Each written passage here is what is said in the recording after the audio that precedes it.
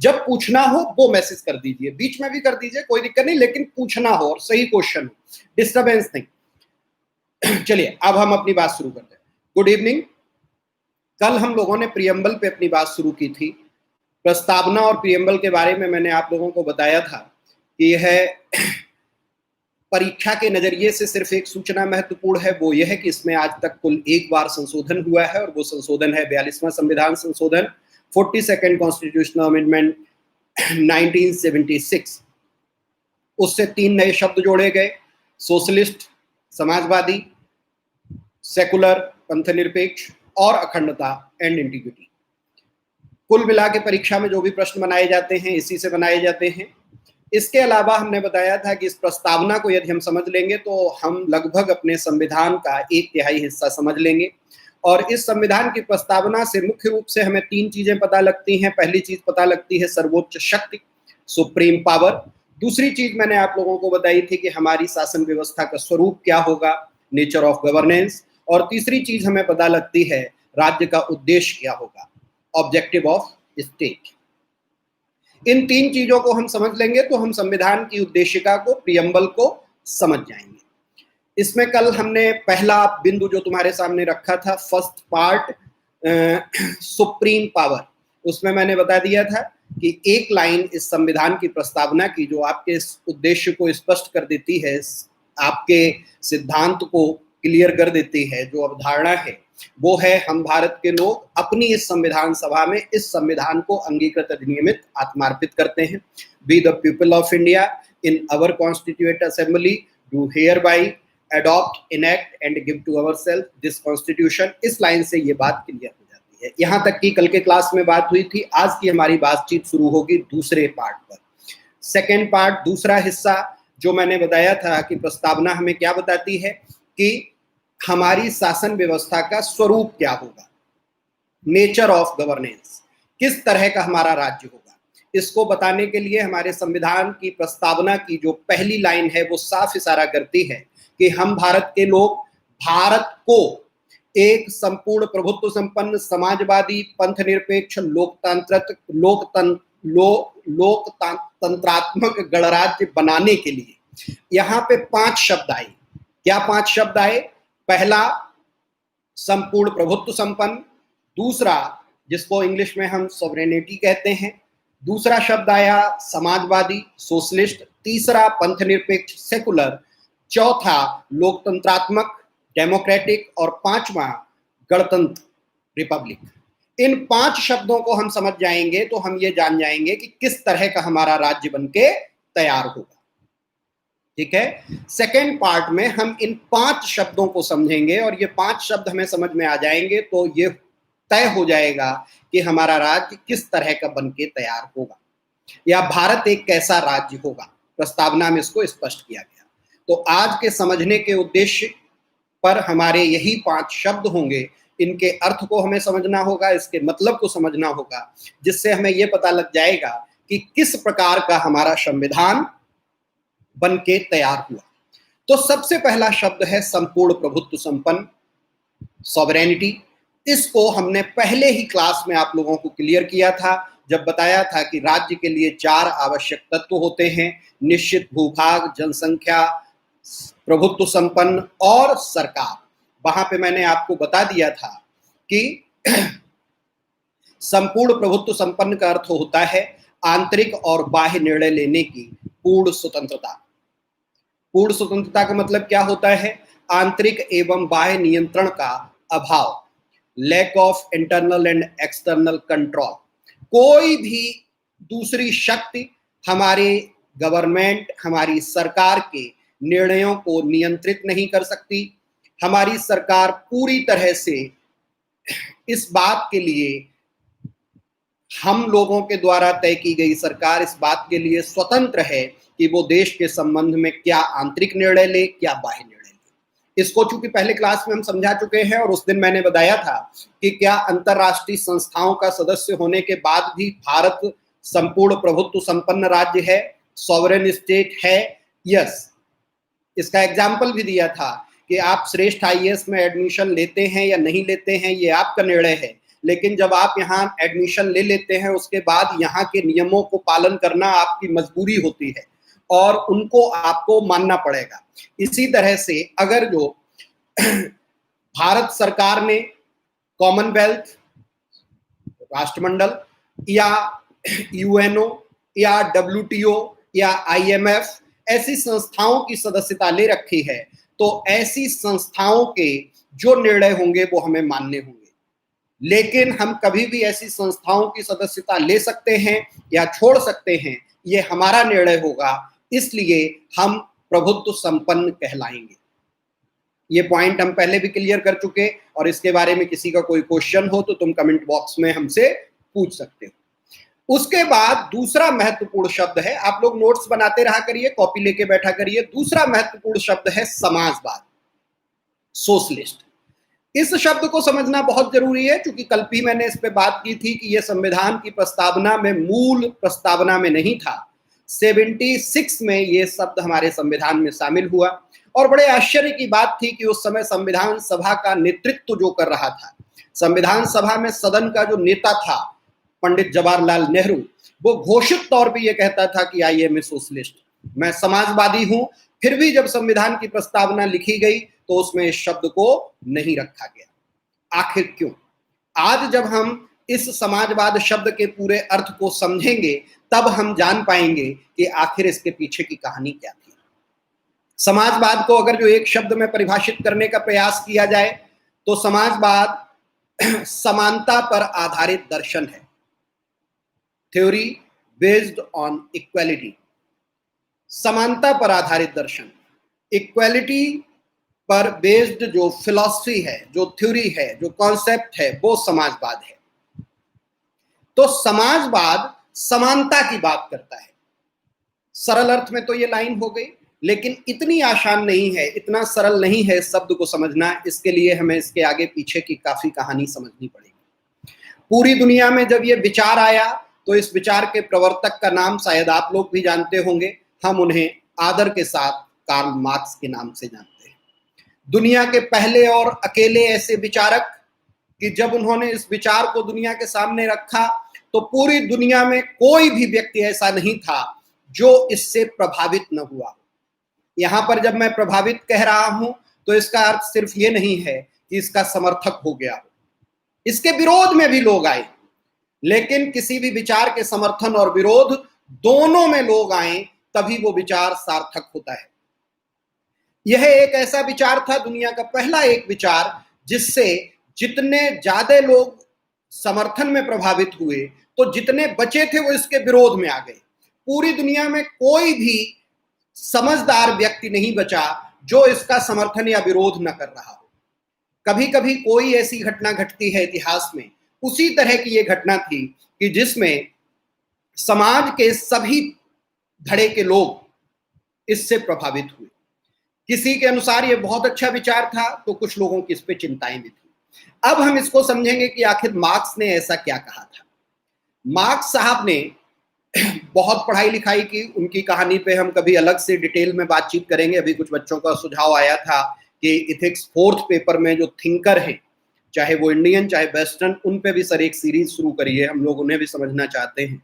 तो हम बात करेंगे तो मार्क्स साहब पे हमारी डिटेल बातचीत होगी। लेकिन यहाँ पे समझने के लिए कि इन्होंने बहुत पढ़ाई लिखाई की, उसके बाद इन्होंने पूरी दुनिया के मजदूरों और किसानों को आवाज दी।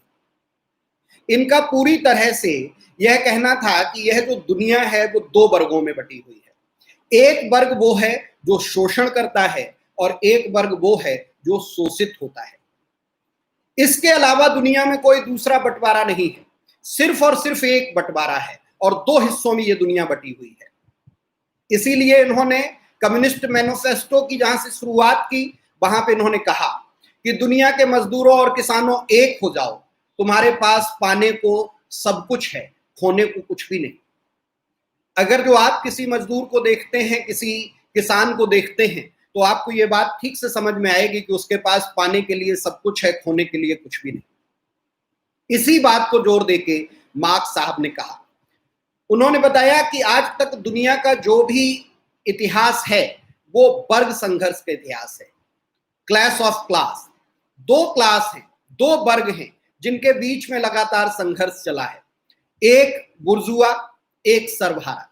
बुर्जुआ वो है जो साधन संपन्न है, जिसके पास है, सब कुछ है। दूसरा सर्वहारा है जो शोषित है, जो हैव नॉट कैटेगरी में आता है, जिसके पास कुछ भी नहीं है।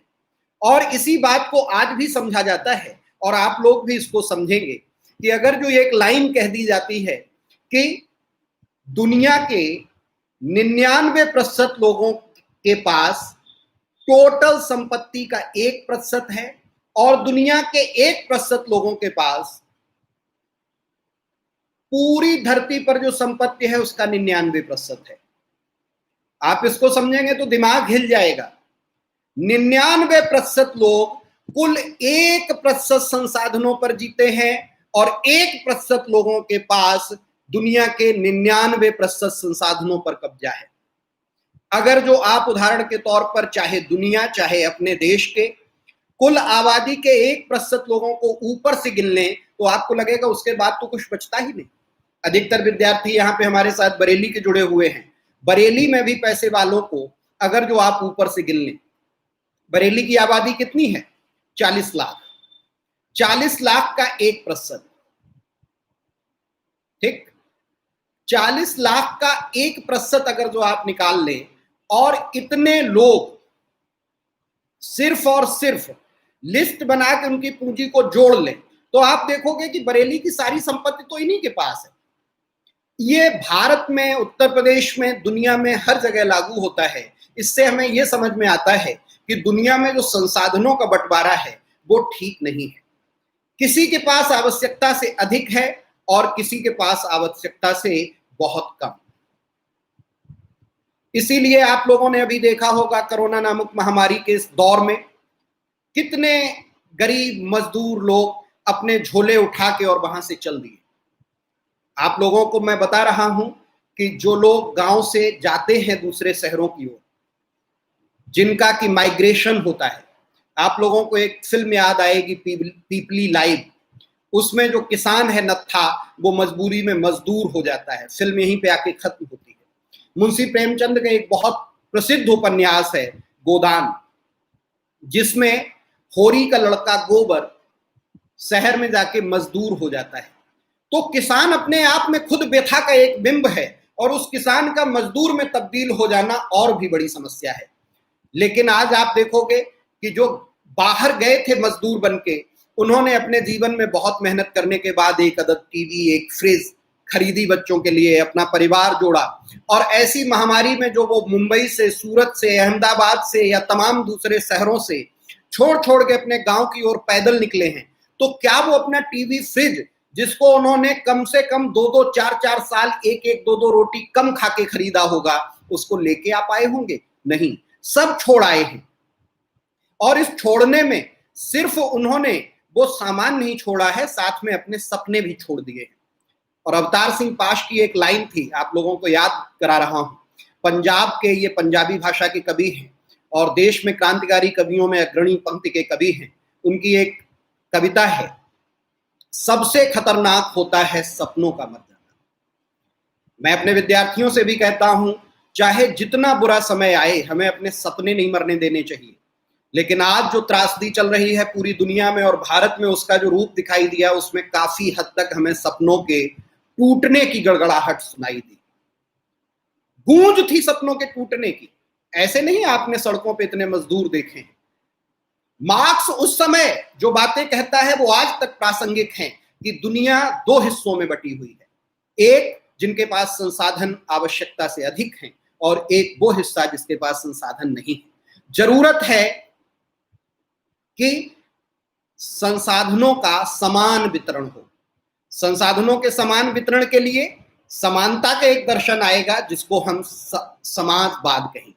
मार्क्स ने इसी पर जोर दिया और उसने कहा कि दुनिया में संसाधन और पूंजी पर सबका बराबर अधिकार होना चाहिए। यही उसने एक बात कही कि पूंजी या संपत्ति समाज में सामूहिक प्रयास से पैदा होती है। आपकी 9th की पॉलिटी की एनसीईआरटी जो समझाती है कि जो पूंजी है, जो संपत्ति है, उस पे किसका अधिकार है? सामूहिकता का। संपत्ति समाज में सामूहिक रूप से पैदा होती है तो उसका बंटवारा भी सबके अधिकार भी बराबर होने चाहिए। और यहीं पर मार्क्स ने यह सिद्धांत दिया और उसने कहा कि सबको बराबरी चाहिए। अब एक बड़ा प्रश्न आया कि बराबरी होगी कैसे। सुनने में यह बहुत अच्छा लगा, जिसने भी कहा, जिसने दूसरे से कहा, जिसने सुना उसको लगा ये तो बहुत अच्छी बात है, सब बराबर होंगे। हाँ, सब बराबर होंगे, बहुत अच्छी बात होगी। ये बराबरी सुनने में बहुत अच्छी लगी। अभी हम इस पे आगे आएंगे कि बहुत सारी चीजें सुनने में बहुत अच्छी लगती हैं, होने में उतनी अच्छी नहीं होती। आप लोगों ने वो गाना सुना होगा ना, क्या खूब लगती हो, बड़ी ही सुंदर दिखती हो। हाँ, कहते रहो अच्छा लगता है, अच्छा लगता है, सच का कोई मतलब नहीं होता। समाजवाद समझने के लिए जब दुनिया में यह सिद्धांत आया तो सबको बहुत अच्छा लगा। सबको मतलब 99% लोगों को, सिर्फ 1% लोगों को, सिर्फ 1% लोगों को जिन्हें हम पूंजीवादी कहते हैं, उनको तकलीफ हुई। आप लोग बीच बीच में कमेंट मत किया करिए, हम ना उधर पढ़ पाते हैं ना इधर बोल पाते हैं। जब क्वेश्चन के लिए कहें तब लिखिए। अभी आप लोग अपने प्रश्नों को कॉपी पे लिखते रहा करिए, जब मैं कहूं तब यहां लिखा करिए, नहीं तो फिर हम कमेंट बॉक्स हटा देंगे, उससे आप लोगों का नुकसान होगा। फ्लो टूटता है, स्क्रीन पे आता है वो। मैं प्रश्न के लिए समय देता हूं तब बोला करिए। कोई लिखा हुआ भाषण नहीं दे रहा हूं, मैं नोट्स से नहीं किताब लाइन पढ़ रहा हूं, वो सोच के बोल रहा हूं। आप लोग डिस्टर्ब करते हो। सारे प्रश्न पूछना, पहले कॉपी में लिख लो, मैं अभी टाइम दूंगा। हाँ, फिर मुद्दे पे आइए। तो ये बराबरी कैसे होगी? जब मार्क्स साहब से इसके बारे में पूछा गया तो उनका पूरा चिंतन था इसके पीछे। उन्होंने कहा कि जो संपत्ति है उस पूरी संपत्ति का राष्ट्रीयकरण कर देना चाहिए, टोटल नेशनलाइजेशन। संपत्ति किसकी होगी? राष्ट्र की। हम किसके? राष्ट्र के। और सारी संपत्ति राष्ट्र की मतलब सारी संपत्ति हम लोगों की। तो हम लोगों में वो संपत्ति बराबर बट जाएगी। और यदि संपूर्ण पूंजी का राष्ट्रीयकरण हो जाएगा, निजी पूंजी का उन्मूलन हो जाएगा, तो सारी की सारी संपत्ति सब में बराबर बट जाएगी। बड़ा अच्छा तरीका उन्होंने बताया, बहुत अच्छी बात थी। राष्ट्र के नाम संपत्ति कर देनी चाहिए और वो हम सब में बराबर बराबर बट जाएगी। लेकिन यहां पे मार्क्स साहब से एक चूक हुई कि इसके आगे की चीजें बहुत व्यवस्थित नहीं हो सकती, और यहीं पर सोशलिज्म की यह थ्योरी एंटी डेवलपमेंट की थ्योरी बन जाती है। क्योंकि अगर जो संपत्ति पर सभी का बराबर अधिकार होगा और सभी के पास बराबर होगी, तो कोई व्यक्ति जो 8 घंटे काम करता है उसकी भी बराबर संपत्ति, जो 20 घंटे करता है उसकी भी बराबर संपत्ति, जो बिल्कुल काम नहीं करता उसकी भी बराबर संपत्ति। तो काम करने के लिए कोई ना कोई मोटिवेशन चाहिए होता है। पूंजीवाद में निजी पूंजी बढ़ने के लाभ के कारण ही लोग मेहनत करते हैं। इसीलिए कहीं ना कहीं समाजवाद उतनी प्रभावी प्रक्रिया के रूप में आज दुनिया में नहीं पाया जाता है, और वो सिद्धांत कहीं ना कहीं कमजोर हुआ। उसमें बीच बीच में कई चीजें बदली गईं, बदलाव हुए सिद्धांत को लेकर। जैसे अभी हम समाजवाद समझेंगे, उसके बाद हम साम्यवाद तक जाएंगे, और साम्यवाद के बाद फिर माओवाद और नक्सलवाद तक की आगे की यात्रा करेंगे, और वो भी तुम्हें कॉन्सेप्ट समझाएंगे। लेकिन आज हमारा समझने का शब्द है समाजवाद। तो समाजवाद क्या है? कि समाजवाद का अर्थ है कि समाज में संपदा सामूहिक रूप से पैदा होती है, इसलिए उस पर सभी का बराबरी का हक है, और उससे जुड़े निर्णय लेने में सबकी भागीदारी होनी चाहिए। और इस आधार पर समाजवाद को एक सिद्धांत के रूप में दुनिया के सामने रखा गया। इस समाजवाद के सिद्धांत से, मार्क्स के सिद्धांत से सर्वाधिक प्रभावित हुए लेनिन, और लेनिन ने रूस में 1917 में बोल्शेविक रेवोल्यूशन कराई। और वहां पर अर्पित तोमर साहब, आपसे मेरी रिक्वेस्ट है कि आप बहुत कमेंट करते हो, मत किया करो। जैसा चलेगा वैसा ही चलेगा यार। अपने नेट को देखो, क्लास को डिस्टर्ब न करो तुम लोग। बार बार कहता हूं, ये वीडियो हमेशा अवेलेबल रहेगा नेट पे, आप दोबारा देख लीजिएगा, बाद में देख लीजिएगा। मैसेज करने के लिए सब बच्चों के कल फीडबैक में यही आया व्हाट्सएप पे कि सर मैसेज बंद कराइए। लेकिन आप लोग चाहते हो तो फिर मैं बिल्कुल बंद ही कर दूंगा या फिर रिकॉर्डेड वीडियो डालूंगा, मैं लाइव आऊंगा ही नहीं। समझ में नहीं आता। अर्पित तोमर साहब, आपको मैं अंतिम हिदायत दे रहा हूं। चलिए, बराबरी सबकी होनी चाहिए। अब इस सिद्धांत के आधार पर दुनिया में इस पे विचार हुआ और रूस की जो क्रांति हुई उसने पूरी दुनिया को एक नई दिशा दी, एक नई उम्मीद पैदा की कि क्या यह सिद्धांत व्यवहारिक रूप से सत्य हो सकता है, क्योंकि पहले लोगों को नहीं लगता था कि ऐसा भी होगा कि सब बराबर हो जाए।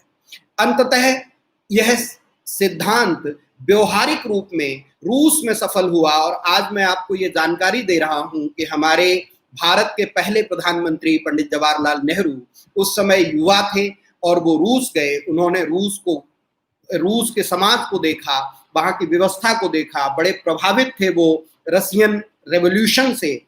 उसके बाद वो सेकेंड इंटरनेशनल में जर्मनी में जो कम्युनिस्टों की सबसे बड़ी संस्था है उसको संबोधित करते हैं और नेहरू कहा करते हैं कि I am a socialist. Congress में भी वो समाजवादी विंग खड़ी करते हैं जिसमें उनके साथ सुभाष चंद्र बोस होते हैं। वो मॉडर्न इंडिया का हिस्सा है, उस पर हम यहाँ बात नहीं कर रहे, सिर्फ जिक्र ये कर रहे हैं कि नेहरू मार्क्स के सिद्धांतों से बहुत प्रभावित थे, रूस की क्रांति से बहुत प्रभावित थे, लेकिन संविधान सभा में जब इस पे विचार हुआ तो सदन के नेता होते हुए भी उन्होंने समाजवाद शब्द को बिना नाम लिए इस संविधान में शामिल कर दिया।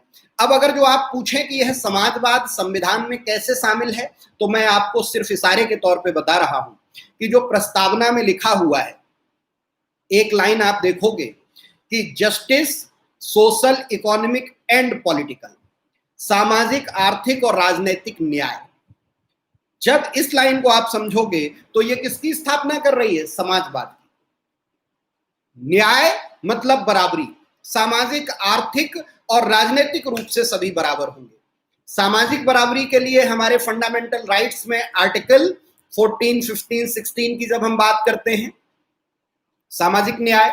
अगर जो हम आर्थिक न्याय की बात करें तो डीपीएसपी का आर्टिकल 39, जहां धन, संसाधन, उत्पादन साधन, इकोनॉमिक इक्वालिटी की बात होती है। और फिर अगर जो हम राजनीतिक न्याय की बात करें तो पॉलिटिकल वयस्क मताधिकार, आर्टिकल 326, जहां से हमें तीनों तरह की बराबरी मिलती है। यह हमारे संविधान में समाजवाद शब्द का जिक्र किए बिना समाजवाद की प्रस्तावना है, यह समाजवाद का रास्ता है।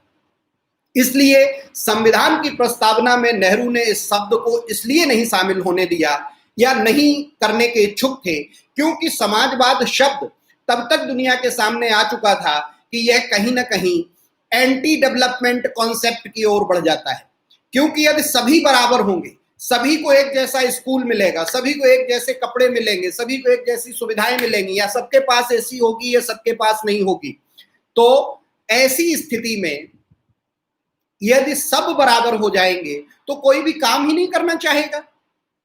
बेटा रजनी, इंटरनेट की समस्या पूरे भारत में है, पूरे देश में है, इसको मान लो। हो सकता है तुम्हारे सिस्टम में इंटरनेट ठीक ना हो, क्योंकि हमारे स्क्रीन पे दिखता रहता है कि हमारी तरफ से स्ट्रीमिंग हो रही है या नहीं। तो हमारी तरफ से स्ट्रीमिंग में कोई दिक्कत नहीं है, यहाँ पे इंटरनेट बहुत अच्छा है।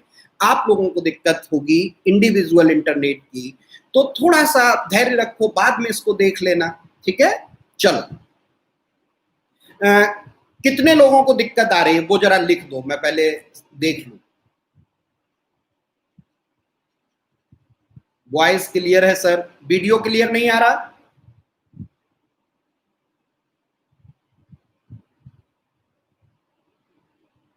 It's working fine.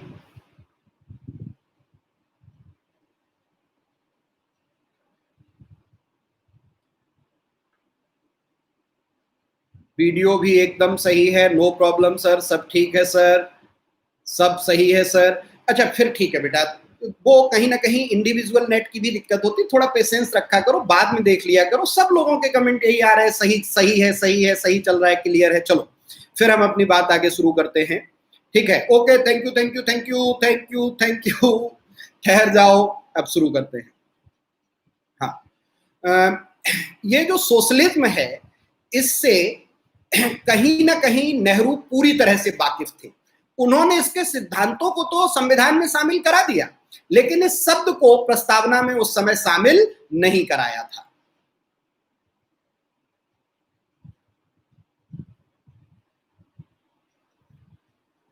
गुड, सबको दिख रहा है?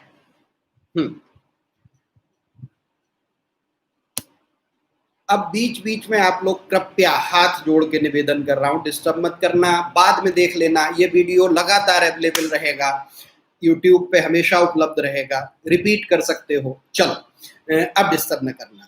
Thank you thank you. हाँ, तो इस जब समाजवाद को हम समझते हैं तो नेहरू को चूंकि इसकी बहुत अच्छी समझ थी, इसलिए नेहरू ने देश हमारा जीरो से शुरू हो रहा था।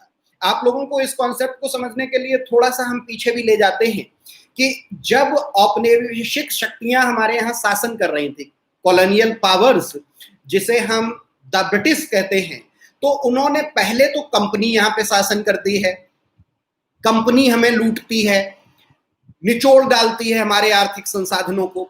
उसके बाद 1 नवंबर 1858 की घोषणा के साथ हम ब्रिटिश क्राउन के अधीन चले जाते हैं, हमारे यहाँ ब्रिटिश पार्लियामेंट शासन करने लगती है, और उसके बाद उन्होंने हमारे समाज को सोशली, इकोनॉमिकली, पॉलिटिकली, कल्चरली बुरी तरह से लूटा। और अंग्रेज जब हमें छोड़ के गए तो बुरी तरह से लुटा पिटा छोड़ के गए। अगर जो हम लोग बात करें कि 15 अगस्त 1947 को भारत आर्थिक रूप से जीरो था, सांस्कृतिक रूप से जीरो पे ला दिया गया था, राजनीतिक रूप से हम इसलिए नहीं कह सकते क्योंकि हम पैदा ही हुए थे राजनीतिक रूप से, आजाद हुए थे, हमारे पास बहुत अच्छे लीडर थे, बहुत अच्छे विद्वान थे, लेकिन हाँ, हम पैदा हुए थे। और भारत के सामने उस समय तमाम समस्याएं थी। संविधान सभा के सामने इतनी चुनौतियां थी कि पूरे देश में सबको अपने हित में चीजें चाहिए थी।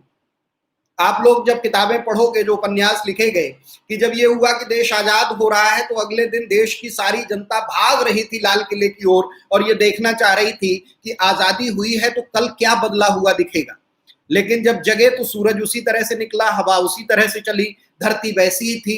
तो आजादी धीरे धीरे आपको प्रभाव में दिखाई देती है, लेकिन लोगों की अपेक्षाएं तो थी कि आजादी मिलते ही सबको रोटी मिल जाएगी, आजादी मिलते ही सबकी सारी समस्याएं खत्म हो जाएंगी, जिसके लिए कि हम होशो हवास में लगभग 100 साल से लड़ रहे थे। उससे पहले हमारे कुछ लोग लड़ रहे थे।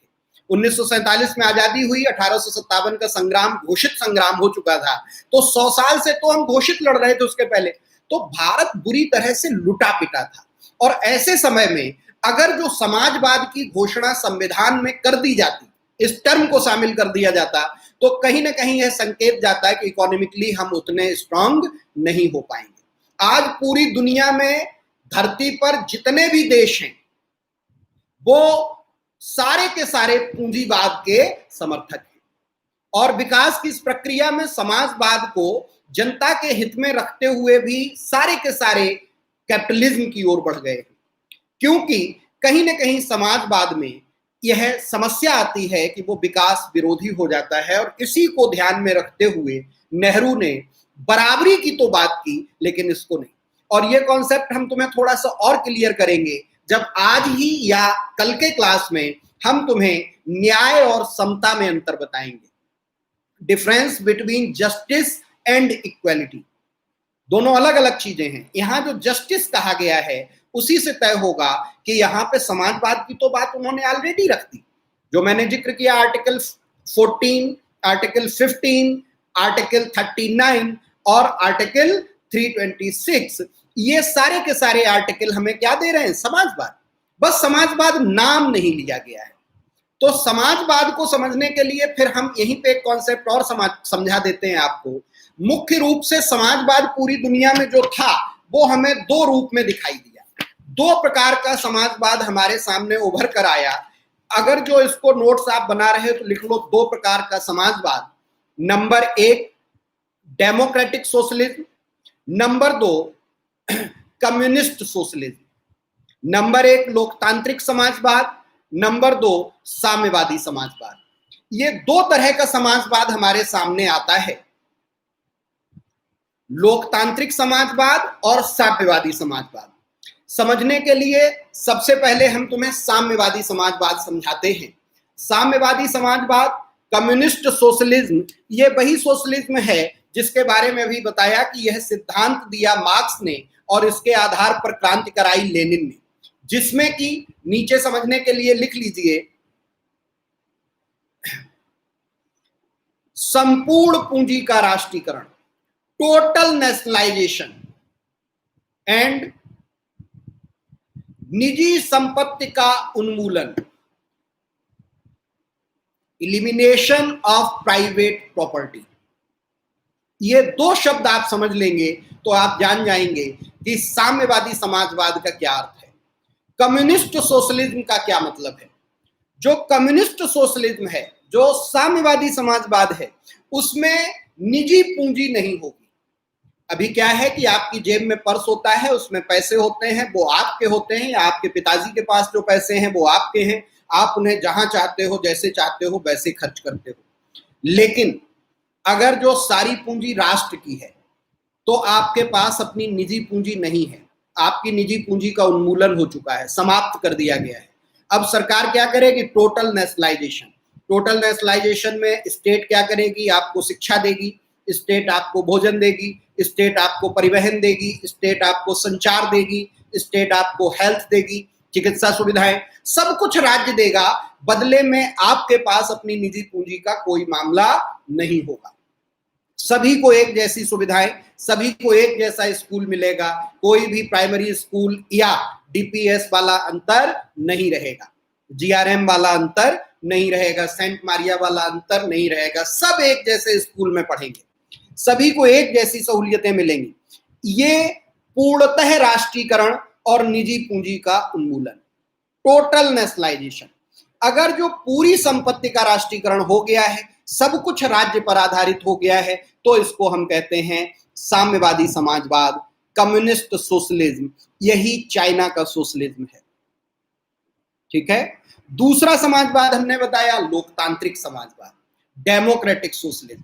डेमोक्रेटिक सोशलिज्म को हम दूसरे भी नामों से जानते हैं, तो डेमोक्रेटिक सोशलिज्म लोकतांत्रिक समाजवाद के साथ एक दो और नाम लिख लीजिए। इसी को हम गांधीवादी समाजवाद कहते हैं, गांधीयन सोशलिज्म।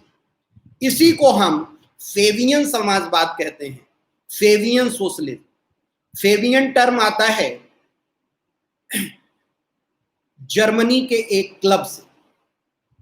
दो क्लब पूरी दुनिया में बहुत प्रसिद्ध हैं जिनका जिक्र आता रहता है, एक जैकोबियन क्लब जो कि फ्रांस का है, दूसरा फेवियन क्लब जो कि जर्मनी का है।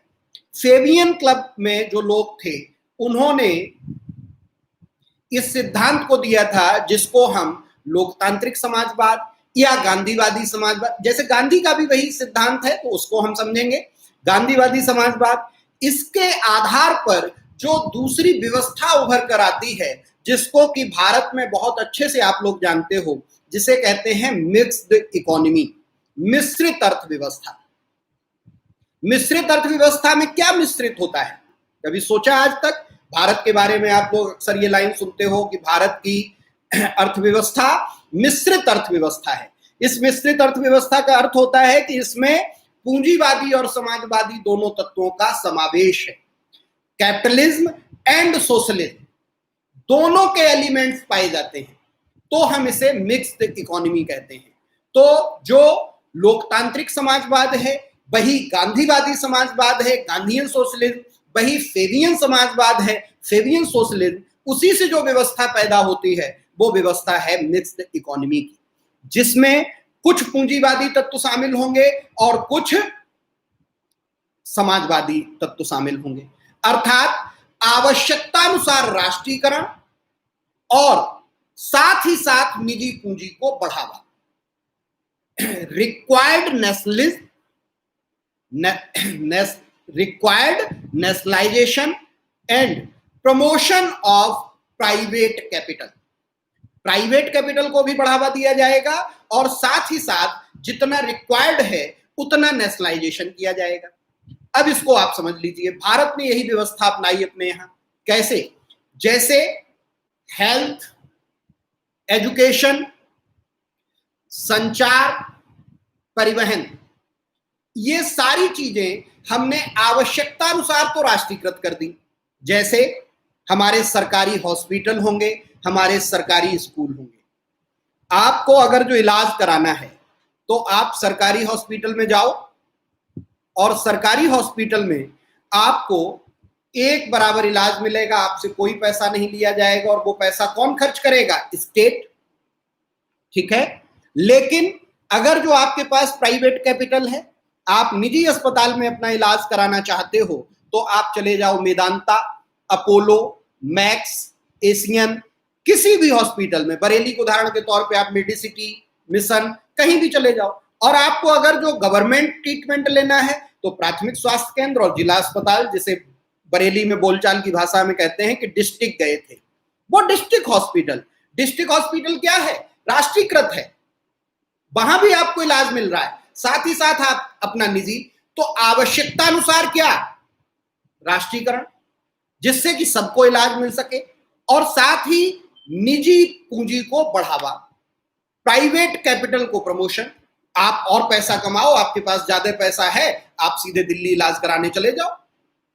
एयर एम्बुलेंस आती है, आपके घर से हेलीकॉप्टर आपको लेके जाएगा, हॉस्पिटल पे सीधा हेलीकॉप्टर उतरेगा, आपका ट्रीटमेंट शुरू हो जाएगा, आप बस उनका पैसा पे कर दो।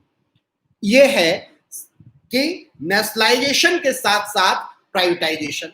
स्कूलों के तौर पे आप प्राइमरी स्कूल में पढ़ो, आपको निःशुल्क और अनिवार्य शिक्षा प्राप्त है, और आप डीपीएस में पढ़ो, और आप जीआरएम में पढ़ो, और आप सिंधिया में पढ़ो, आप बेलम में पढ़ो, आप दून में पढ़ो।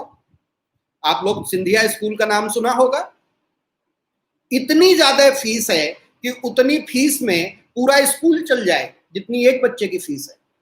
अगर जो आपके पास पैसा है और आप ये कहना चाहते हो कि हमारा बच्चा सिंधिया में पढ़ता है या सिंधिया से मैं पास आउट हूं, तो आप जाओ। अगर जो आप राष्ट्रीयकृत शिक्षा चाहते हो तो आप सरकारी स्कूल में एडमिशन ले लो। अब ये कॉन्सेप्ट आपको समझ में आ गया होगा कि जो सरकारी अस्पताल और सरकारी स्कूल आपके पास हैं, ये काहे के सिंबल हैं? नेशनलाइजेशन के। नेशनलाइजेशन मतलब सोशलिज्म के एलिमेंट हैं। और जो प्राइवेट हॉस्पिटल और प्राइवेट स्कूल भी साथ में चल रहे हैं, वो काहे के पहचान है? पूंजीवाद के, वो कैपिटलिज्म के। तो कैपिटलिज्म और सोशलिज्म दोनों के तत्व एक साथ, दोनों के एलिमेंट्स एक साथ मिलेंगे तो हम इसे क्या कहेंगे? मिक्स्ड इकोनॉमी, मिश्रित अर्थव्यवस्था। और मिश्रित अर्थव्यवस्था कहां से पैदा होगी? लोकतांत्रिक समाजवाद। लोकतांत्रिक समाजवाद कहने का ही अर्थ है कि यह उदारवादी समाजवाद है। इसका एक और नाम लिख लेना, लोकतांत्रिक समाजवाद, गांधीवादी समाजवाद, फेबियन समाजवाद, उदारवादी समाजवाद। ये लिबरल सोशलिज्म है, जिसमें हम सोशलिज्म को लेकर थोड़े लिबरल हैं, हम प्राइवेटाइजेशन को भी मौका दे रहे हैं। क्लियर? समझ में आ गया? ये कॉन्सेप्ट हमारा क्लियर हो गया कि समाजवाद किसे कहते हैं। अब समाजवाद पे जो भी आपके मन में प्रश्न है वो आप हमसे पूछ सकते हैं, डिस्कस कर सकते हैं। बीच में एक दो प्रश्न आए थे, उनको मैं ले लेता हूं, पीछे चले गए हैं, मैं देखता हूं।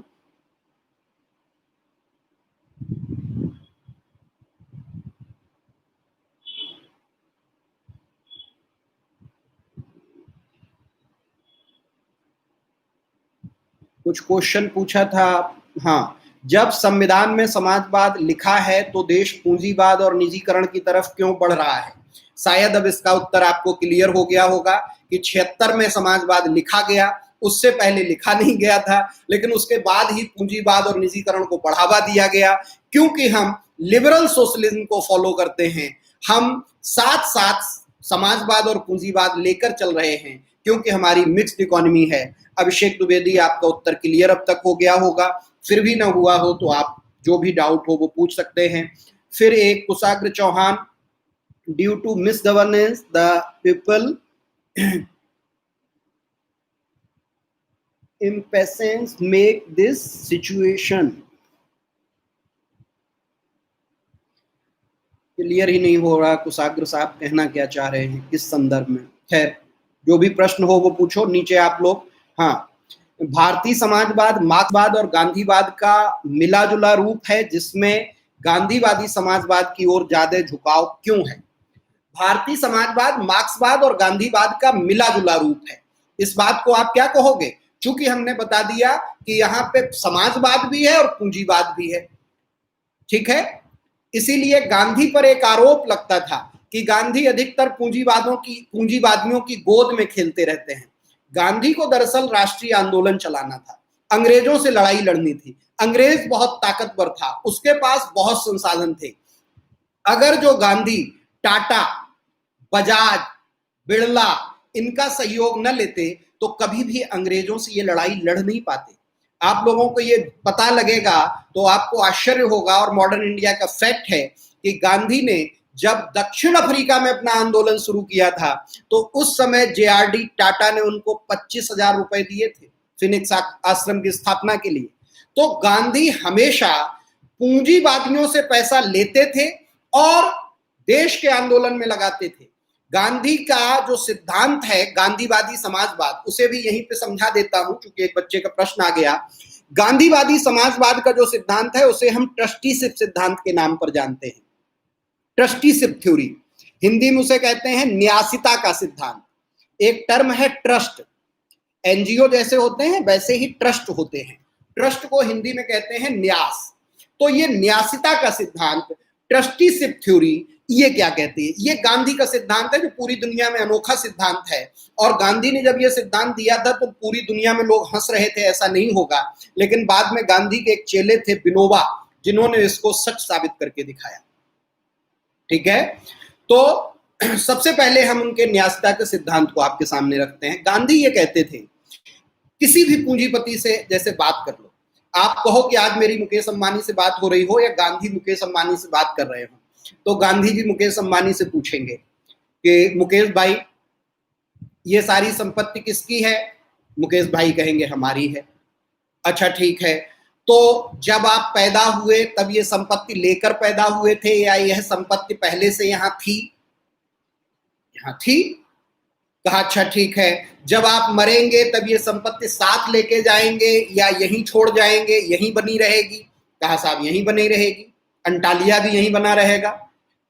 तो कहा जब आप पैदा हुए उससे पहले ये थी, जब आप मरोगे उसके बाद ये रहेगी, न तो ये आपके साथ पैदा हुई न आपके साथ खत्म हो जाएगी, तो ये फिर संपत्ति आपकी कहां से हुई? फिर तो कहीं ना कहीं समझने में गलती हो रही है आपसे कि ये संपत्ति आपकी नहीं है। कहा अच्छा फिर मैं क्या कर रहा हूं? कहीं तो मेरी ही जाती। कहा नहीं, आप तो ट्रस्टी हो, आप तो न्यास हो। ट्रस्टी का अर्थ समझने के लिए आप कह सकते हो, ट्रस्टी का मतलब होता है कि केयर टेकर, रख रखाव करने वाला। तो उन्होंने कहा यह संपत्ति आपको रख रखाव के लिए मिली हुई है, इस संपत्ति का रख रखाव करने आप आए हो, आप इसके ट्रस्टी हो। इसीलिए आप जब पैदा हुए तब ये थी, आप इसका रख रखाव कर रहे हैं, आप चले जाओगे फिर भी ये बनी रहेगी, इसलिए ये आपकी नहीं है, आप इसकी सिर्फ देखभाल कर रहे हो। कुल मिला के यही सिद्धांत है ट्रस्टीशिप सिद्धांत, न्यासता का सिद्धांत। इसी पे फिर उन्होंने कहा चूंकि देखभाल करना कठिन काम है इसलिए इसे लोगों में बांट दो।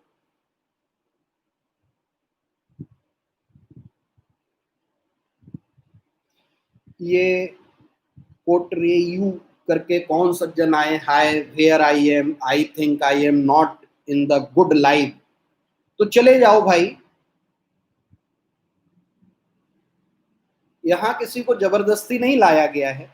माफी चाहता हूं आपसे, आपके लायक गुड नहीं है, आप जा सकते हैं, ठीक है।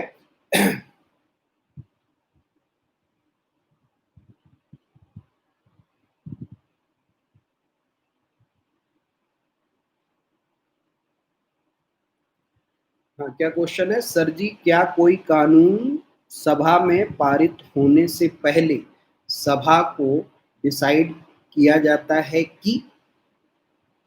पूरा प्रश्न पूछ लो तब बता दूंगा, ठीक है।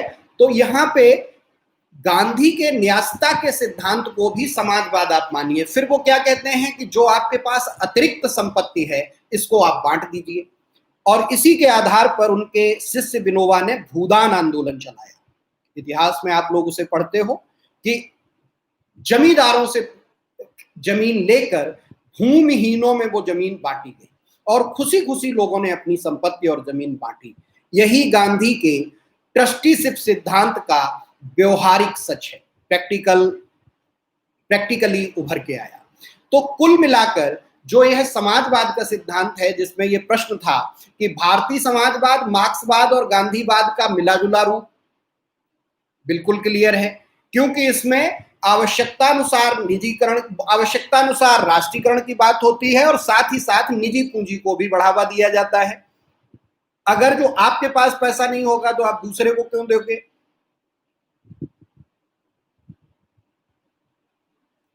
बेटा इसमें किसी भी सदन में, ये यहां से कोई प्रश्न नहीं है, तुम बीच में गलत मुद्दे पे पूछ रहे हो।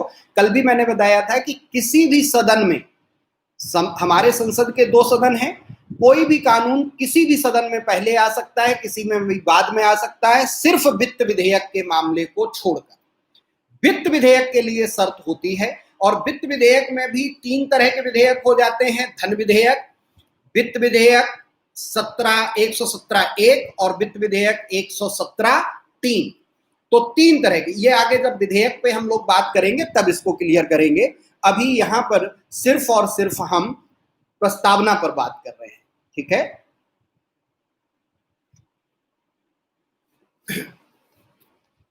ठीक, चलिए समाजवाद से संबंधित प्रश्न पूछिए।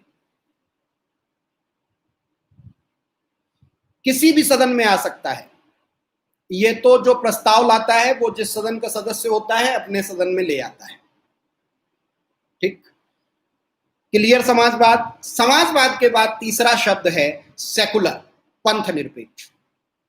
सेकुलर, पंथ निरपेक्ष, इसको समझने के लिए एक हमारा पहले से वीडियो पड़ा हुआ है, वो आप लोग जरूर देखिएगा, secularism and right to religious freedom in India. लेकिन यहां पे हम समझा दें कि सेकुलरिज्म का यहां पर अर्थ है, पंथ निरपेक्षता का यहां पर अर्थ है कि नागरिकों को किसी भी धर्म को मानने की पूरी स्वतंत्रता है, लेकिन राज्य का कोई आधिकारिक धर्म नहीं होगा, राज्य सभी धर्मों को बराबर मान्यता देगा। आप लोगों से निवेदन है कि आप लोग हमारा वो वीडियो अभी आज क्लास के सारे बच्चे रात में एक बार देखेंगे, सेकुलरिज्म के नाम से पढ़ा हुआ है।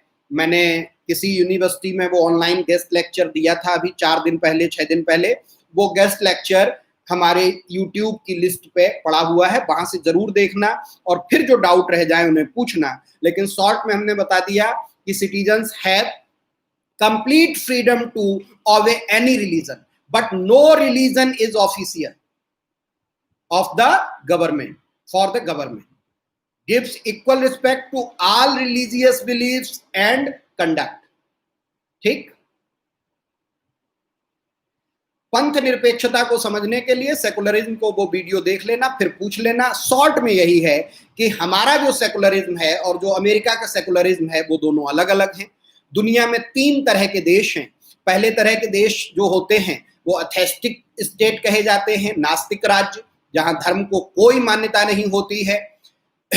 दूसरी तरह के राज्य होते हैं जिन्हें हम थियोक्रेटिक स्टेट बोलते हैं, जो सैद्धांतिक राज्य जिनका घोषित धर्म होता है वो धार्मिक राज्य होते हैं। और तीसरी तरह के राज्य होते हैं जो सेकुलर स्टेट होते हैं, जो पंथ निरपेक्ष राज्य होते हैं। लेकिन उसमें भी 2 तरह की पंथ निरपेक्षता होती है, चूंकि जो रिलीजन टर्म है और जो धर्म टर्म है ये दोनों अलग अलग हैं। इसीलिए इंग्लिश टर्म जिसे हम रिलीजन कहते हैं उसका हिंदी ट्रांसलेशन धर्म नहीं होता, उसका हिंदी ट्रांसलेशन पंथ होता है।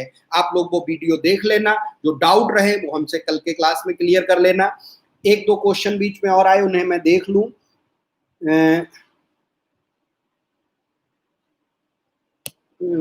एक ये है, संविधान बनने में कितना समय लगा था सर?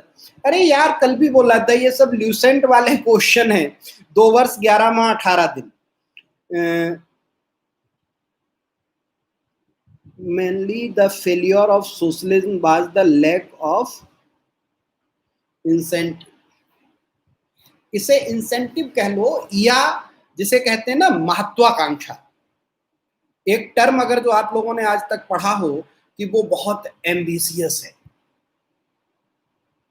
नास्तिक राज्य का उदाहरण, नास्तिक राज्य का उदाहरण जितने भी समाजवादी देश हैं, सबसे पहले रसिया, चाइना, क्यूबा, ठीक है, नास्तिक राज्य के रूप में जितने भी समाजवादी राज्य हैं, सोशलिस्ट कंट्री है, उन्हें हम कहते हैं, जिसमें रसिया, चाइना और क्यूबा। ठीक, समाजवाद का फेलियर हमने यही बताया कि जो महत्वाकांक्षा है वो खत्म हो जाती है। अगर जो आज की तारीख में आप लोगों ने, एक दैनिक भास्कर की खबर थी, उसका जिक्र मैं आपके सामने कर रहा हूं। दैनिक भास्कर अखबार ने अभी एक पन्ने की पूरी रिपोर्ट छापी थी जिसमें उन्होंने मुकेश अंबानी की दिनचर्या को समझाया था कि मुकेश अंबानी कैसे काम करते हैं। अगर जो आप मुकेश अंबानी बनना तो भारत में हर कोई चाहेगा, यहाँ जितने भी बच्चे हमारे साथ जुड़े हैं, अगर उनसे पूछा जाए कि आप मुकेश अंबानी बनना चाहेंगे, अंटालिया जैसा घर चाहेंगे, सब हाँ करेंगे। लेकिन मुकेश अंबानी की दिनचर्या अगर जो आप देखोगे तो 24 घंटे में मुश्किल से वो आदमी अपने लिए 4 घंटे निकाल पाता है। इतनी ज्यादा मीटिंग्स लेनी होती हैं, इतनी चीजें देखनी होती हैं। उसमें रिपोर्ट जो मैंने पढ़ी थी, कितनी सही है कितनी गलत है उसका मैं दावा नहीं करता, उसमें था कि पत्नी के लिए 24 घंटे में 15 मिनट फिक्स है, बच्चों के लिए 15 मिनट फिक्स है। मुकेश अंबानी साहब जो जिंदगी जीते हैं वो बहुत कठिन है। जैसे हमारे प्रधान सेवक साहब कहते हैं, उनके बारे में भी कहा जाता है कि प्रतिदिन वो 18 घंटे काम करते हैं, 20 घंटे काम करते हैं। 24 घंटे में 18 घंटे, 20 घंटे क्यों वो काम करते हैं? क्योंकि उससे व्यक्तिगत उनकी महत्वाकांक्षा जुड़ी हुई है। मुकेश अंबानी का जो वर्चस्व है वो भारत के नंबर 1 पैसे वाले हैं, तो वो बने रहना चाहते हैं। मोदी जी प्रधानमंत्री रह चुके हैं लेकिन फिर भी बने रहना चाह रहे हैं, इसलिए इतनी मेहनत कर रहे हैं। तो उसके पीछे कोई कारण होना चाहिए। ठीक, फिर एक क्वेश्चन आया है, नास्तिक राज्य को उदाहरण बता दिया, भारतीय समाजवाद साम्यवादी समाजवाद क्यों नहीं है? इसलिए नहीं है बेटा क्योंकि यहाँ पे टोटल नेशनलाइजेशन नहीं है। पूर्णतः राष्ट्रीयकरण होगा तब इसको हम साम्यवादी समाजवाद कहेंगे। आज हमारी भारतीय सेना के एक बड़े अधिकारी से बात हो रही थी कि चाइना के साथ हमारा जो विवाद चलता है, वहां के उनके राष्ट्रीयकरण की यह फायदा है कि लाख कोशिश करके भी हम कभी भी वहां से खबर नहीं निकाल पाते। चाइनीज मिलिट्री न इंटरनेट यूज करेगी न ये यूज करेगी, क्योंकि वहां राष्ट्र को सोशलिज्म इतनी मजबूती से है कि वहां पे पूरी व्यवस्था सीपीसी तय करती है, कम्युनिस्ट पार्टी ऑफ चाइना, उनका संविधान। वहां सारी शक्ति एक आदमी के पास है, और वो आदमी कौन होता है? सीपीसी का जनरल सेक्रेटरी, जो कि शी जिनपिंग साहब है। क्लियर? भारतीय समाजवाद साम्यवादी समाजवाद क्यों नहीं है? क्योंकि यहाँ पूर्णतः राष्ट्रीयकरण नहीं है। एथेस्टिक स्टेट रसिया, चाइना, क्यूबा, हाँ ये तो बता चुका। ठीक, और किसी का यहाँ तक क्वेश्चन? आज हमने 3 चीजें समझी हैं। पहली चीज समझी संपूर्ण प्रभुत्व संपन्न, दूसरी चीज हमने आपके साथ समझी वो थी समाजवाद, और तीसरी चीज पंथ निरपेक्ष, जिसको हमने सेकुलर को शॉर्ट में बता दिया कि सभी लोग अपना अपना धर्म मानेंगे। Wise 22nd amendment of 1976 is in preamble refer to as mini constitution. बेटा ये मिनी कॉन्स्टिट्यूशन सिर्फ इसलिए नहीं माना जाता कि इसने प्रियम्बल में अमेंडमेंट किया।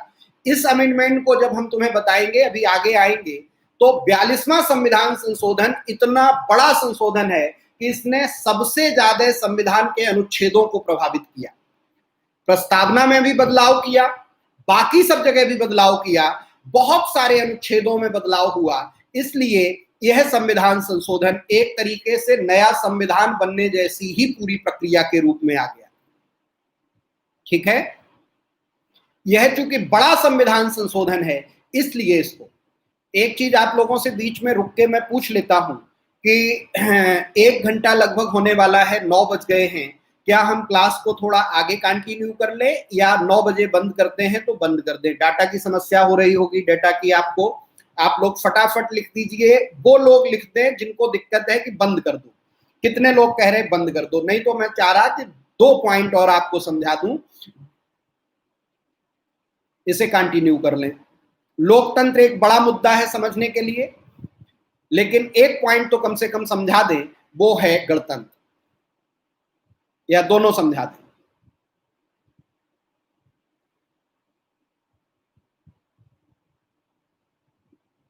आई गेव बिग पीपी, क्या है?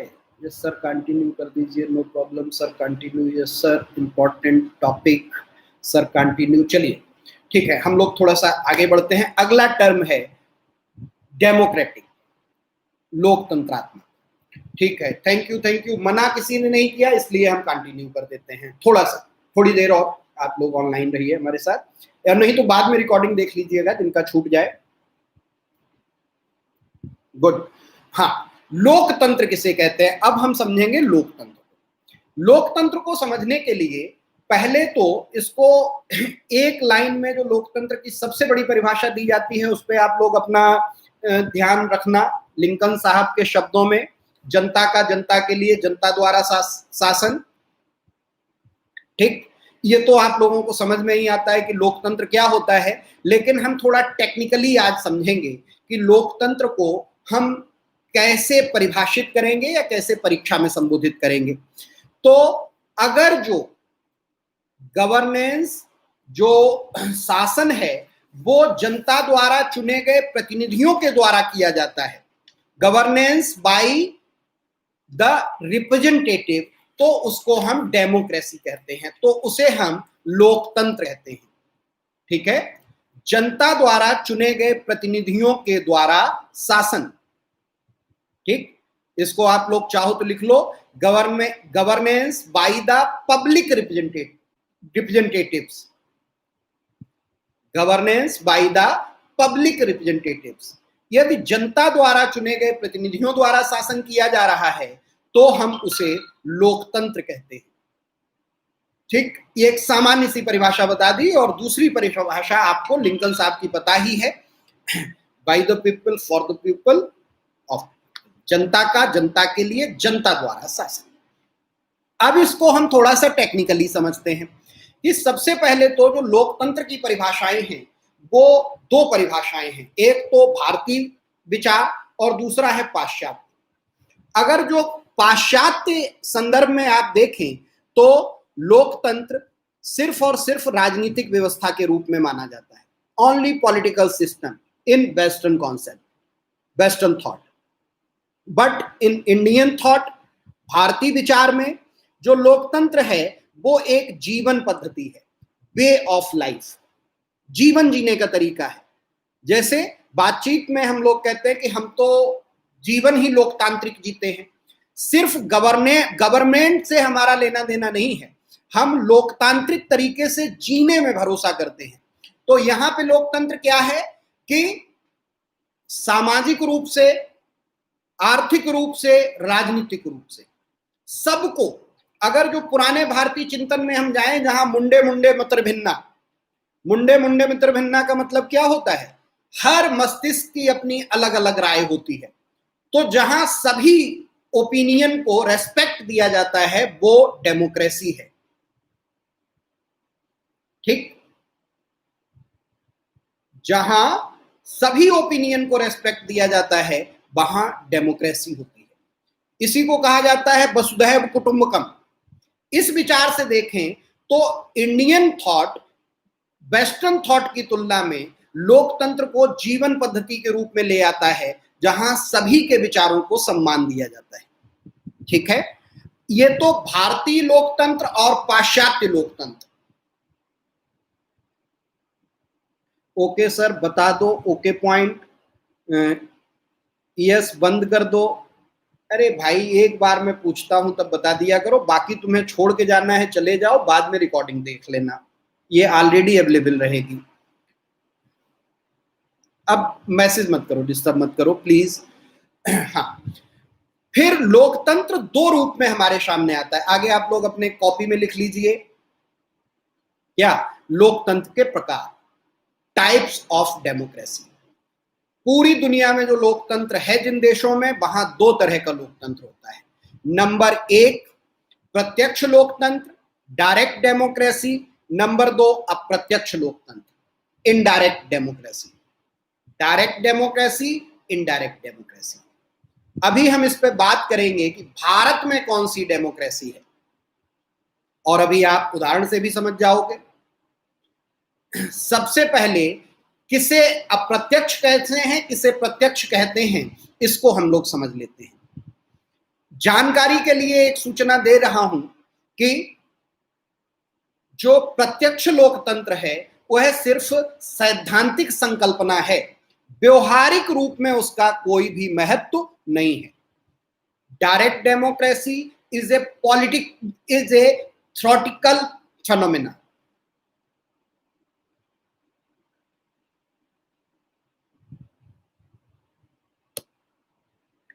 ठीक,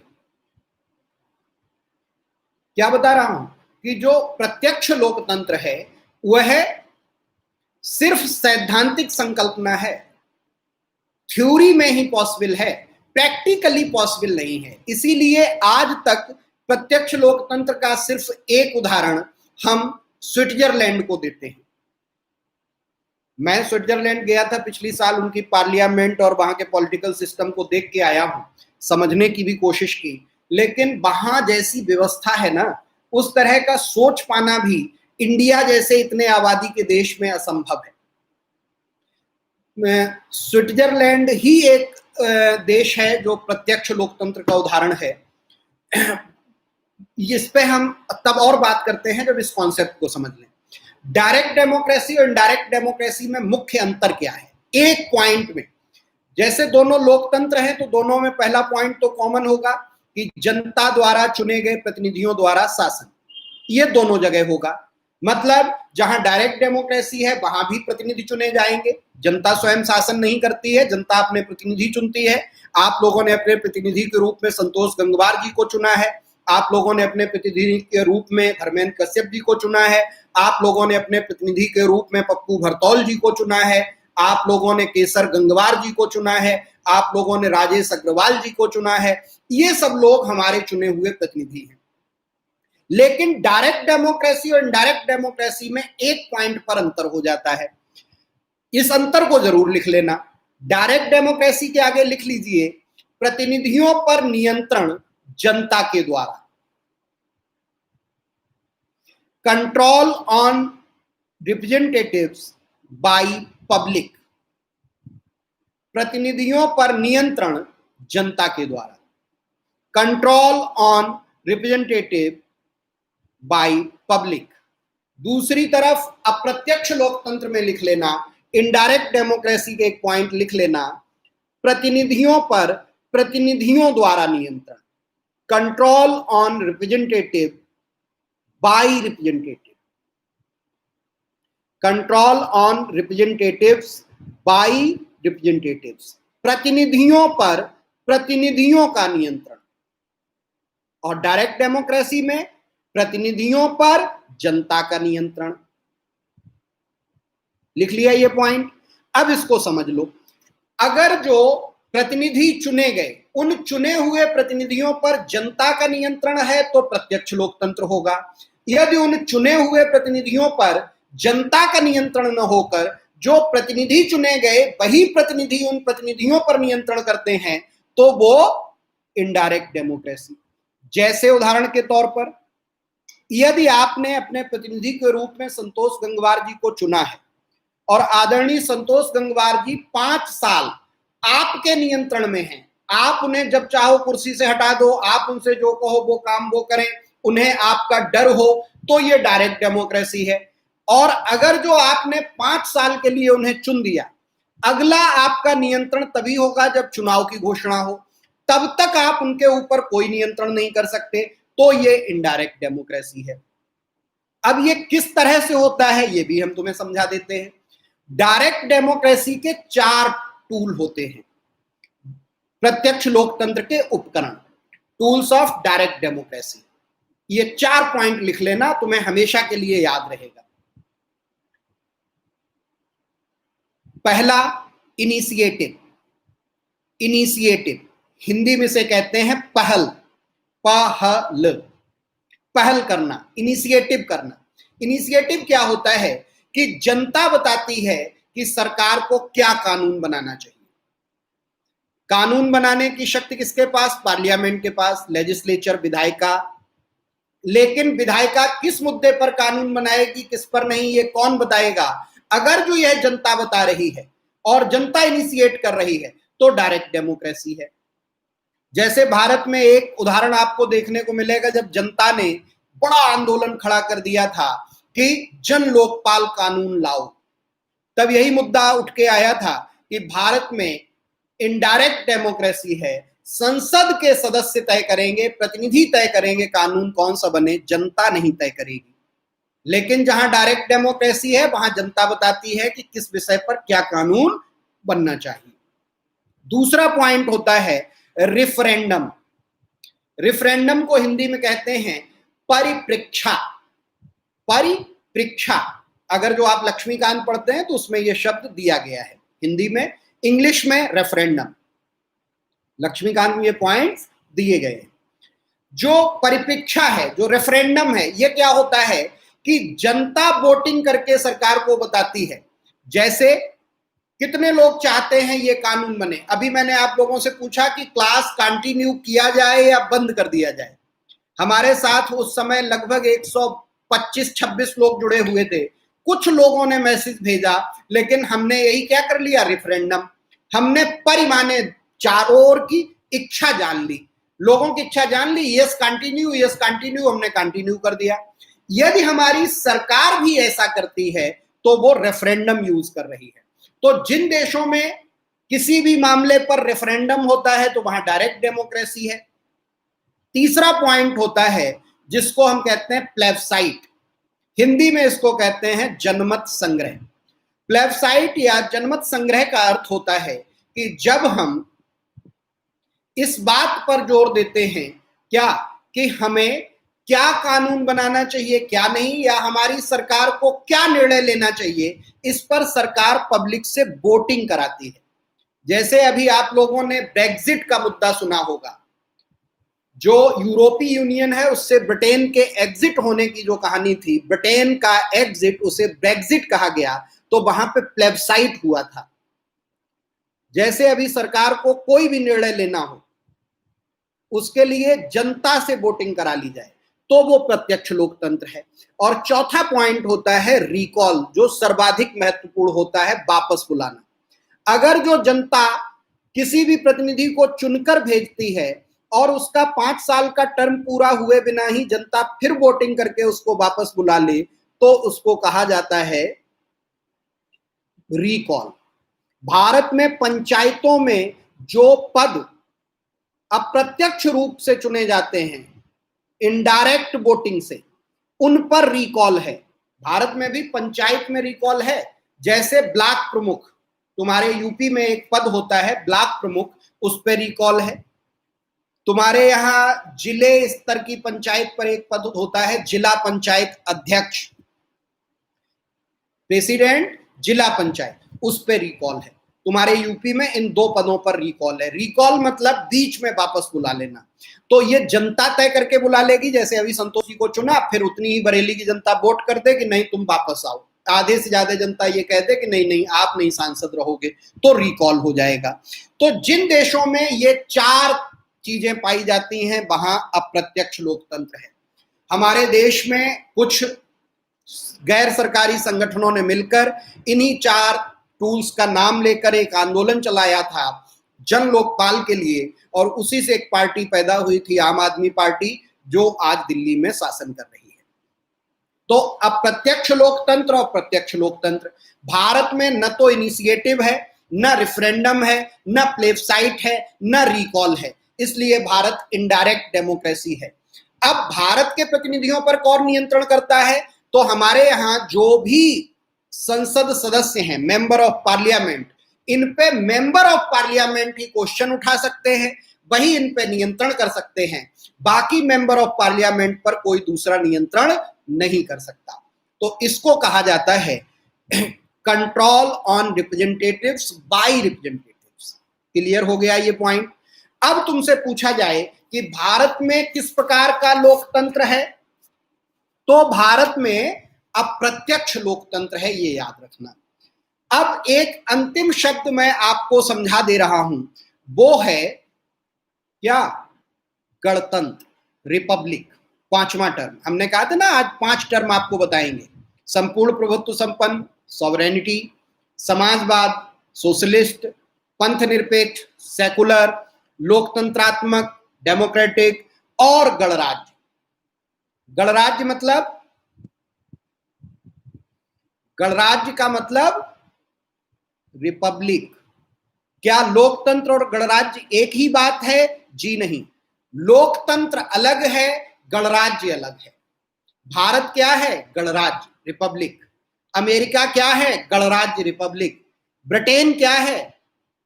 ब्रिटेन गणराज्य नहीं है, ब्रिटेन डेमोक्रेटिक है, बट नॉट रिपब्लिक। रिपब्लिक होने की कंडीशन क्या होती है? तो एक लाइन में याद रखना कि जहां पर कोई भी पद किसी के लिए आरक्षित न हो। यदि किसी के लिए भी कोई पद आरक्षित है, ब्रिटेन रिपब्लिक इसलिए नहीं है क्योंकि वहां पे राजा होता है, और राजा उसी बकिंघम पैलेस में पैदा होने वाला उसी खानदान का कोई आदमी बनेगा। जहां राजा और महारानी होंगे वहां गणतंत्र नहीं होगा। लेकिन जिस भी देश में कोई भी पद कोई भी प्राप्त कर सकता है उसे हम गणतंत्र कहते हैं। जैसे भारत, चाहे राष्ट्रपति का पद हो, चाहे प्रधानमंत्री का पद हो, चाहे मुख्य न्यायाधीश का पद हो, चाहे अध्यापक का पद हो, आईएएस का पद हो, कोई भी किसी भी पद को प्राप्त कर सकता है, तो भारत में गणतंत्र है। गणतंत्र की 2 शर्तें होती हैं कि जहां किसी के लिए कोई भी पद आरक्षित ना हो, किसी के लिए भी कोई रिजर्वेशन ना हो। इसको हम टर्मिनोलॉजी में कहते हैं एब्सेंस ऑफ प्रिविलेज क्लास। ठीक, अधिकार संपन्न वर्ग का अभाव। और दूसरा पॉइंट कहते हैं कि कोई भी पद किसी क्लास के लिए रिजर्व ना हो। इन 2 आधारों पर हम रिपब्लिक को परिभाषित करते हैं। तो इंडिया कैसा है? रिपब्लिक। आज हमने आपको इन 5 शब्दों को समझा दिया। अब इससे संबंधित जो भी प्रश्न है वो आप पूछते जाओ, मैं क्लियर करता जाऊं। 1-2 प्रश्न आए भी हैं। Sir, why democracy is not successful in India if we connect with backward classes? यार, भारत में लोकतंत्र पूरी तरह से सफल है। अगर जो सिविल सेवा की तैयारी कर रहे हो तो मैं एक लाइन आपको बता दूं कि यहां पर क्रांतिकारी नहीं बनना है, हमें गवर्नमेंट सर्वेंट बनना है। और सिविल सेवा में कोई भी उत्तर लिखते समय हम सरकार की नीतियों का समर्थन करते हैं। ठीक, सरकार का जो पक्ष होता है उसके हम समर्थक होते हैं। भारत में लोकतंत्र पूरी तरह से सफल है। कभी भी ये मत सोचना कि भारत में फेल्योर है। नॉट सक्सेसफुल नहीं, सक्सेसफुल है, पूरी तरह से सक्सेसफुल है। तभी आज हम लोग बैठे पढ़ रहे हैं, हर वर्ग का आदमी पढ़ रहा है, स्त्रियों को इतनी छूट है। अगला क्वेश्चन है, सर क्या लोकतंत्र सभी देशों में है या कुछ अपवाद भी हैं?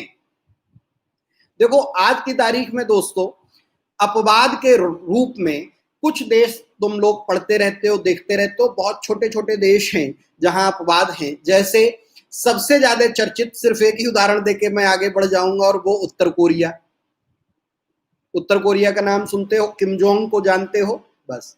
अगला क्वेश्चन है, सर लोकतांत्रिक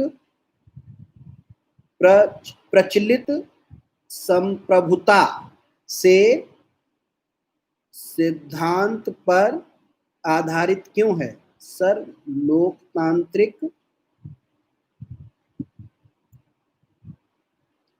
बेटा प्रश्न क्लियर नहीं हो रहा मुझे। सर, 4 टूल्स में सेकंड एंड थर्ड फिर से एक्सप्लेन कर दीजिए। डायरेक्ट डेमोक्रेसी के लिए 4 टूल्स। इनिशिएटिव, पहल कौन करेगा, कानून क्या बने। दूसरा टूल बताया रेफरेंडम, इसे हिंदी में कहते हैं परिप्रेक्षा। इसमें बाकायदे वोटिंग नहीं होती, बस आपने अपनी राय जाहिर कर दी। आपने मैसेज कर दिया, SMS कर दिया, आपने कुछ लोगों से पूछ लिया गया, बताओ ऐसा सरकार को करना चाहिए या नहीं। तीसरा पॉइंट मैंने बताया प्लेबसाइट, जिसे कहते हैं जनमत संग्रह, प्लेबसाइट। हिंदी इंग्लिश दोनों लक्ष्मीकांत में ये टर्मिनोलॉजी दी गई, आप लोग वहां से जरूर पढ़िए।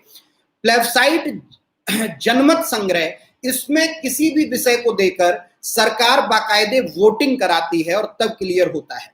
और चौथा टूल बताया रिकॉल। सर बहुत कुछ कॉन्टिन्यूसली में सीट रिजर्व होती हैं पर्टिकुलर क्लास के लिए। अच्छा, जो हमारे पॉलिटिकल सिस्टम में इलेक्शन में जो सीटें रिजर्व की जाती हैं, वो रिजर्व किसी एक के लिए नहीं होती, वो एक तबके के लिए होती है। यहां पर हमने जो कहा कोई भी पद किसी के लिए रिजर्व है, मतलब कि किसी खानदान का, किसी राजवंश का, किसी भी डेसेंट, किसी भी स्पेशल। लेकिन हमने कहा कि यह अनुसूचित वर्ग के लिए होगी या यह सीट महिला के लिए होगी, तो यहां पे भारत की फिर सब महिलाएं शामिल हैं, किसी एक खानदान की महिला नहीं, इसलिए इसको हम रिपब्लिक कहते हैं। और कोई क्वेश्चन किसी का हो तो आप पूछ सकते हो, नहीं तो आज थोड़ा सेशन हमारा लंबा हो गया, 9:21 हो रहे हैं, अब हम इस सेशन को ब्रेक करेंगे। कल आप लोगों के जो भी क्वेश्चन हो, एक निवेदन मैंने आप लोगों से किया है कि जो सेकुलरिज्म पर हमारा वीडियो है वो अलग से आप लोग देख लीजिएगा, उसमें आपको पता लग जाएगा what is the difference between पंथ निरपेक्ष एंड धर्म निरपेक्ष, what is the difference between Dharma and religion, India में सेकुलरिज्म का ट्रांसलेशन क्या सही है, संविधान में जो शब्द दिया गया है पंथ निरपेक्ष उसको क्यों रखा गया, ये सारे प्रश्न उस वीडियो में हैं। फिर भी कोई डाउट होगा तो कल आप पूछिएगा।